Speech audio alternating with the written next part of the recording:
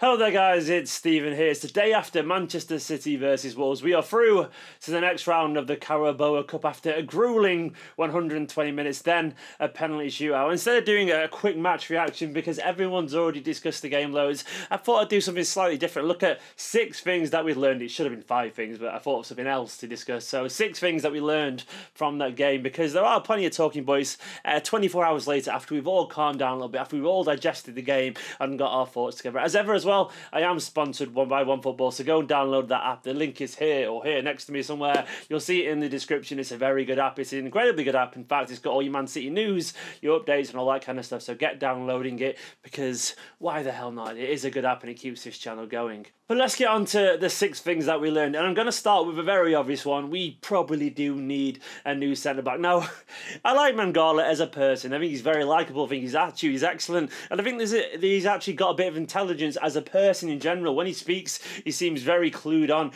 He seems to be very aware of his deficiencies in his game. But as a footballer, he's gone backwards and backwards and backwards and backwards. He was genuinely diabolical last night. Really awful. Some brain fart happened there inside his head and he was shockingly bad. Now, in his defence, it was his first football in ages, but still, the amount of times he had the ball under control, the situation seemingly under control, and then somehow threw himself in the shit. I don't even know how he managed it half the time, but he had a nightmare. It's pretty obvious that he can't pass it the way that we want a centre-back to, and after watching Stones and Otamendi fly confidence-wise in terms of form, that seemed like a huge downgrade. Tosin alongside him was vastly better than Mangala, in my humble opinion. He played like a man who understands the system that we play. He plays like he knows how to pass it out from the back, but many would say he's still very raw, that there is still some mistakes in him. I would argue that maybe he probably needs 20 games to be able to judge if he's going to sink or swim, but the problem we've got there is he's probably not going to get 20 games at Manchester City. Every single time he plays, he looks nervous at the start, but then grows into it, and by the time he's about 45 minutes in, he looks more confident. Then he doesn't play for several months. He's back at square one again. We're in this kind of vicious circle of going nowhere.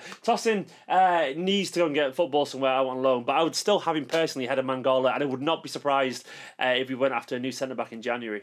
Secondly, Zinchenko isn't a left-back option in case Delph does pick up a knock. He's a very, very intelligent footballer, very, very able, technically very good, and I was more than impressed by his ability on the ball. He played very comfortably, got a good left foot, but he doesn't know how to defend. He really doesn't know how to defend. He's very sly, doesn't have the greatest pace in the world.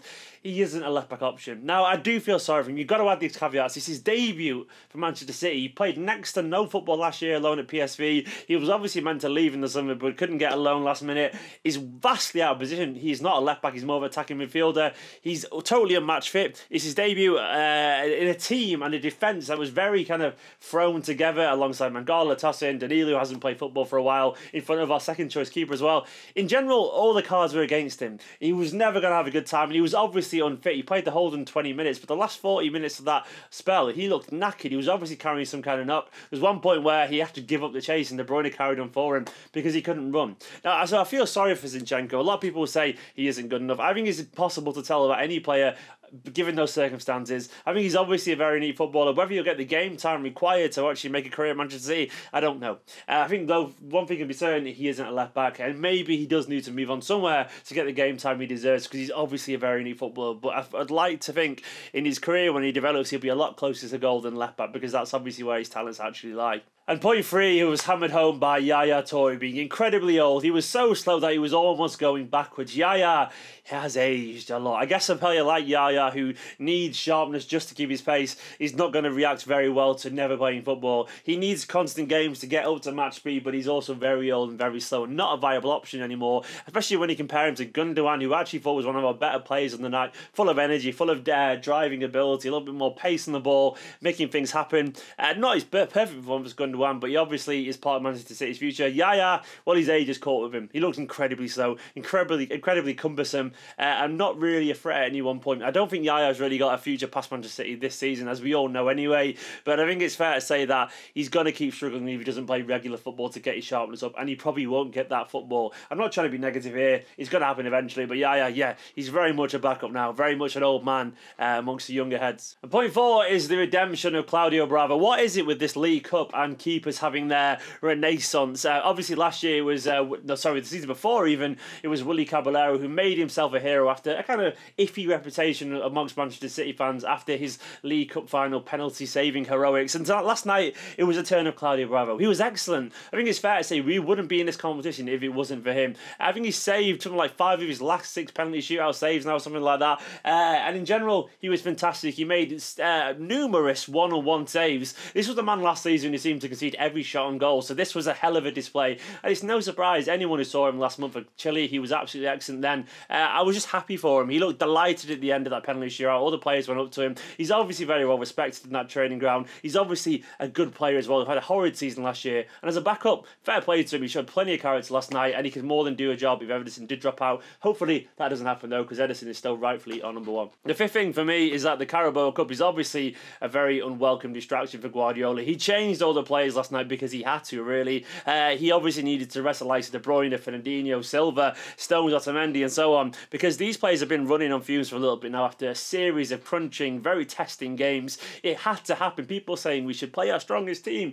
I don't agree with that. At some point, you have to take a calculated risk, and last night was our calculated risk. If we'd gone out, I'm sure a small part of Pep wouldn't have been that gutted, if we're being honest. He wouldn't publicly admit that, but I'm sure he would feel that way because he'd like to focus on the things that he seems more important, namely the Champions League, the Premier League, and then even the FA Cup. But it's there anyway, and hopefully in the next round we'll see someone like Phil Foden or Brahim Diaz, who was unfortunately ruled out with an injury. Obviously Phil Foden doing wonderful things for England under 17s over the World Cup.